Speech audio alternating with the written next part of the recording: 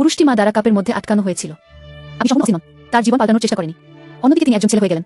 গৌরব মানুষের স্মৃতি রক্ষা করেছে। সত্যি কথা বলতে মাথা ভালো কাজ করতে যাওয়াই ভালো। গ্রামে আসা মানুষ এখনো প্রচুর খাবার খাচ্ছে, ঘিরে দুর্গন্ধ ছড়িয়ে দিচ্ছে। আজ গ্রামের মানুষ এক বৃদ্ধ এবং এক তরুণের সাথে মুখোমুখি হয়েছে। বৃদ্ধ এবং তরুণ উভয়ই দেখেছেন যে মেয়েটি সত্যিই মনের কাছে কোনো অপমান করেনি। কারণ শুধু এক মানুষ জলে নেমে গেলে তার জীবন পাল্টানোর প্রয়োজন হয়, কিন্তু তার প্রতি অপমান করা হয়েছে। আর মানুষের সাথে কথা বলতে চায় না। এই দেখেছে, কেবল মনে রাখা যথেষ্ট, ভালো কাজ করতে হবে।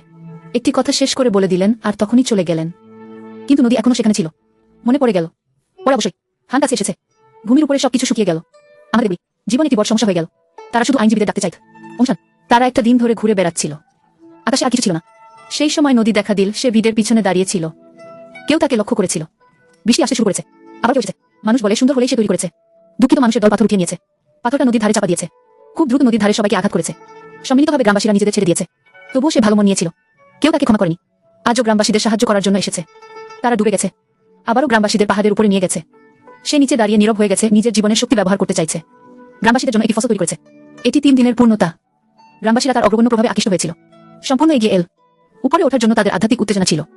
হঠাৎ খুব দ্রুত বৃষ্টি শুরু হয়ে গেল। লোকেরা আনন্দে উচ্চ ডাক দিল, খুশি হলো। নদীর জল ইতিমধ্যে জীবনহীন হয়ে গেছে। তারা তার চারপাশে ঘিরে বসেছে। আশা করি তিনি পৃথিবীর মানুষ হয়ে উঠতে পারবে।